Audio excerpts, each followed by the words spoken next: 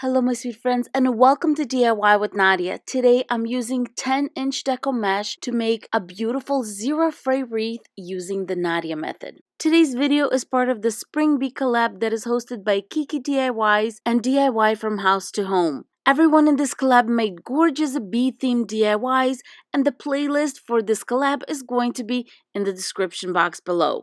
Now let's get started on our wreath.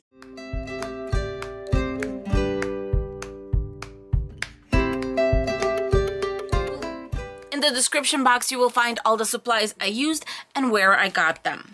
For today's wreath, I'm going to be using 2 rolls of deco mesh. This one's a black and white buffalo check, and this one's plain black. And then I'm going to be using this 14-inch metal wreath form from the Dollar Tree as my base. Usually, I don't have this problem with the Dollar Tree wreath forms, but today I do, so I thought I'd show you something. This one has these sharp edges right here where it's being separated, and I decided to make sure that these little points don't scratch the wall that this wreath is going to be hanging on. So I'm just going to grab my glue gun and just give it a dab of hot glue just right on the tip where that would be touching our wall. Just like that, just a little dot. When using the Nadia method, I usually recommend using the thinner deco mesh. Just like this one, it's just plain netting and it's easy to put it together. And then today I'm going to be using this buffalo check, and this one is kind of a soft buffalo check and I think I'll be fine with that, but we will be using the Nadia method today. For the 10-inch deco mesh, I cut my strips for the Nadia method into 15 inches. Let it naturally roll, and I'm just going to go ahead and cut this whole roll. And now for my buffalo check deco mesh, same thing, 15 inches. Now the pipe cleaners, and I'm just going to cut these in half because this deco mesh is a little bit thicker and the bows are going to be bigger. I just want to make it easy on myself, and when I do that, after I cut it in half, I just make a little V, and this is just going to make it easier to make our bows. And now let's make our little bow. I just keep the strip just like I cut it, and then I kind of walk it out until the ends are overlapping about an inch and a half. I'm going to pinch it on both sides and then just bring it down just like it is. Keeping my one finger on top from the bottom, I'm going to walk it up, making our little bow. Grab our little pipe cleaner. This is our smooth end. I'm going to bring the pipe cleaner around. Bring the bow back so it's a nice tight fit. 2 twists. Get rid of any strays, and you have a little bow. Look how beautiful this is. Let's make the second one from the regular mesh. Same thing, we're going to overlap it about inch and a half. Pinch it on both sides and bringing it down. I'm making sure that the overlapping is right in the center. Right here, I'm going to just hold it in place. From the bottom over here, I'm going to start walking it up. With this finger, I'm kind of holding the middle so it doesn't ride because this is a long strip. And here we go. Just kind of walking it up and having my thumb to help it along. Grab a pipe cleaner and give it 2 twists in the back, and we have a bow. I'm going to just continue making all the bows, and I'll be right back.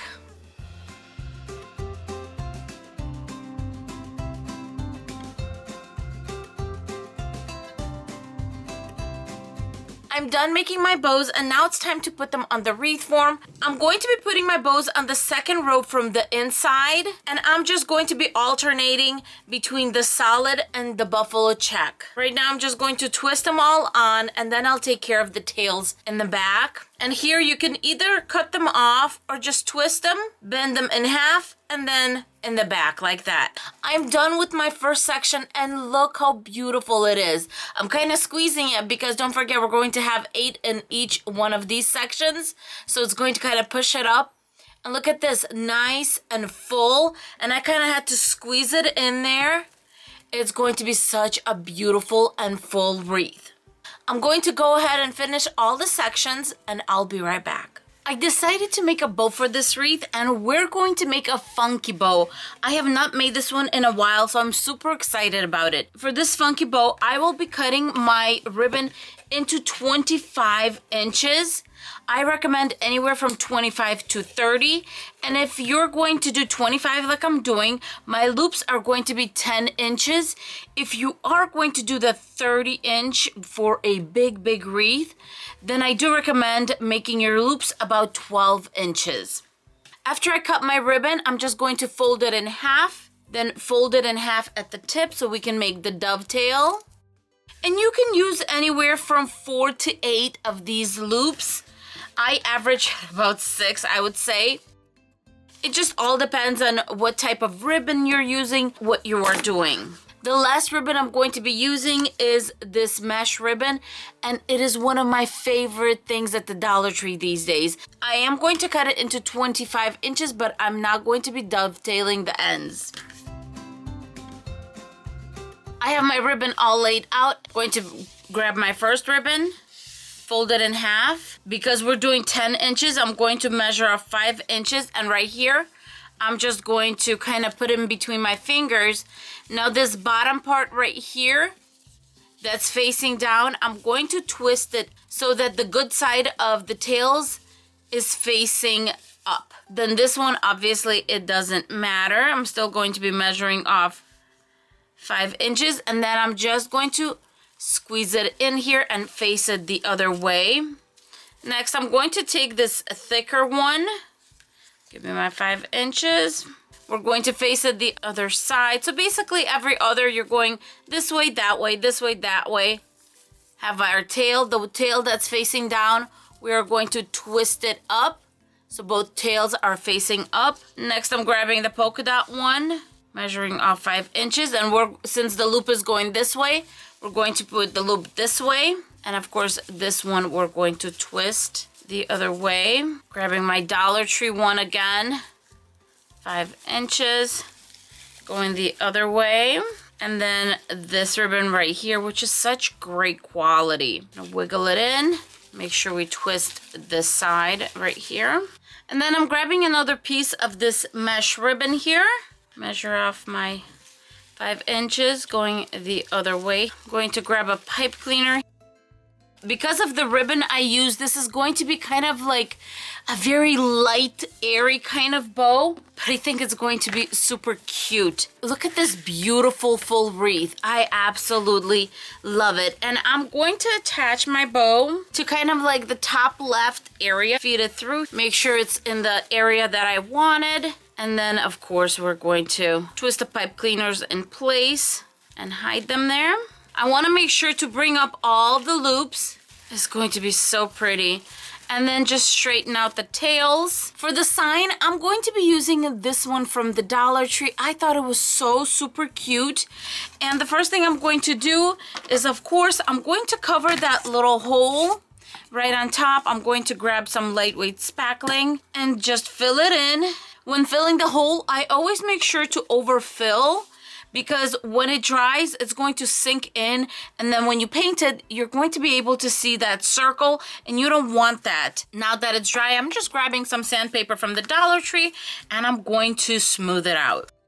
I want the whole sign to be white, and then home will be in black. The first thing I'm going to do is go in between the letters and paint that white, and then I'm going to do the rest. Now I'm grabbing some acrylic black paint, and since this one's almost at an end, I'm just going to grab it from the little can and just paint the home sign with the black paint. Now I'm going to take a Sharpie paint marker, and I'm just going to go along the edges, and I'm just going to make it look like it has stitching on the outside. This is going to make the circle stand out a little bit. I can either put my sign right here, so the bow's right there and the sign's right here, or I kind of like to have it off-centered. So I have my sign right here, the bow's on this side. I can even bring it in just a little bit. And then I'm going to put a little pipe cleaner in the back here. I have some leftover ribbon I'm going to use just straight in the center here. Pipe cleaner, more hot glue, and cover it with my little piece of fabric and let it cool.